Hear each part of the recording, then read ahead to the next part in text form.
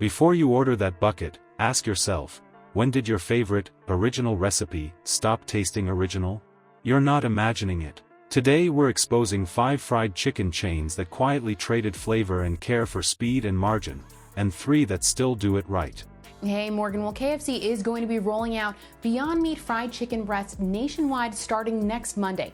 This comes after several years of tests that were successful for the 2 brands. It'll be available for a limited time in nearly 4,000 KFC locations. We didn't want to just provide another form chicken to the market. What we wanted to do is get that muscle structure right so that when people bit into the product, it has that whole muscle tissue experience for them that they would get with chicken breast. I spoke with Beyond CEO Ethan Brown and KFC's U.S. president, who both expressed confidence about the upcoming launch, particularly the texture mimicking of a chicken product that is plant-based. Stick around to learn how reformulated coatings, cheaper oil, and factory-farmed birds add up to higher prices and lower quality. Then I'll show you where your money actually buys fresh, hot chicken with real seasoning, cooked in clean oil. If you care about taste, value, and what goes into your food, this will change where you drive next. Quick favor before we move on. If you appreciate this content, consider giving this video a like and subscribing to the channel. Believe it or not, more than 92% of viewers haven't subscribed yet.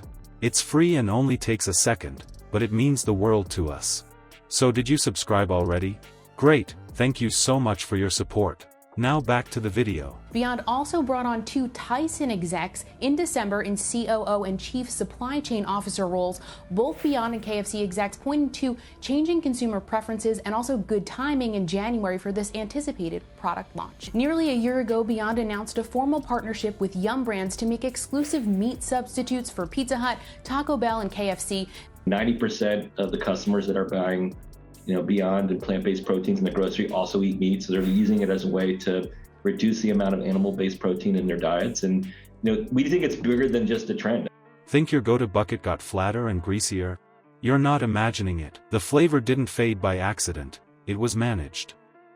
Let's start with the promise you paid for, an original recipe, hyped as the real thing, consistent from coast to coast. The pitch is heritage and know-how in every bite. The reality is a recipe that bends to cost. When margins run the kitchen, the label stays, the product shifts. You taste the difference before you finish the wing. What does that shift feel like? Seasoning that used to bloom now sits quiet. The aroma hits lighter, like the spice rack got thinned. The aftertaste hangs around, not as warm spice, but as salt and stale fry notes. When it comes to best fried chicken, what fast food comes to mind? USA Today did a poll, and they found that Jollibee is voted the best fried chicken in the whole country. I don't even know Jollibee, do you? Some of the other honorable mentions: Popeyes was number 5, and Chick-fil-A, number 7. Crispy Crunchy Chicken rounded out that list. No, it's a popular Filipino chain, and they do have locations all over the Bay Area, so now I'm going to keep an eye out. Okay. They were the top spot among all U.S. chains for fried chicken, according to USA Today. You bite for crunch and get a quick shatter that dissolves into pasty crumbs. That's not your memory softening. That's a different bird and a different batter meeting old oil. The playbook is not subtle. Swap premium spices for cheaper analogs that smell like the real thing but leave a shorter finish. Stretch the breading with fillers so the coating looks generous, even when the flavor isn't. Pull back salt in the mix, then dust the outside so the first lick tastes bold while the meat stays bland. It's a magic trick, surface-level flavor that blows off after a few bites. What is it that makes Korean fried chicken so popular, so special? The way we fry it, the way we season it. Our fried chicken is hand battered. Here at Chef Judy Jew's Soul Bird. It's good. Perfect for the game. I'm serving to the masses. This is no longer niche. Now that I'm able to serve Korean food in some of the largest arenas in the world I love the Knicks and I love fried chicken. It turns out Korean fried chicken has a fan base of its own. In the United States, chain restaurants serving this chicken have multiplied by 22% this year alone. It's delicious. The sweet and the spice. Now let's talk supply chain, because the bird sets the base note. Factory farm chickens are bred for speed, not taste. They grow fast, they stay small, and they come with less developed flavor. Smaller, younger birds mean smaller pieces on the bone, without the price sliding down to match. Then comes the deep chill. Repeated freezing squeezes out moisture like a sponge. When thawed, that liquid never fully finds its way back into the muscle. So the fryer is fighting a dry interior before the first bubble pops. Oil economics decides the rest. Cheaper blends break down faster. That means the oil oxidizes, darkens, and starts to foam. When turnover slows, your chicken wears yesterday's fry oil like a coat. The crust soaks up off notes the way a white shirt picks up smoke. Fresh oil gives a clean snap. Spent oil smears flavor into a bitter echo. You don't need a lab to see it.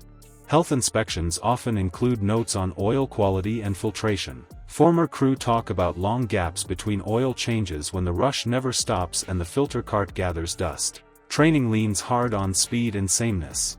Cook to order takes time. Holding bins by minutes, but they sell off steam, which turns crisp into chew. You know the outcome: hot, but not fresh, loud crunch, then sog. Here's the contrast that matters for your dollar.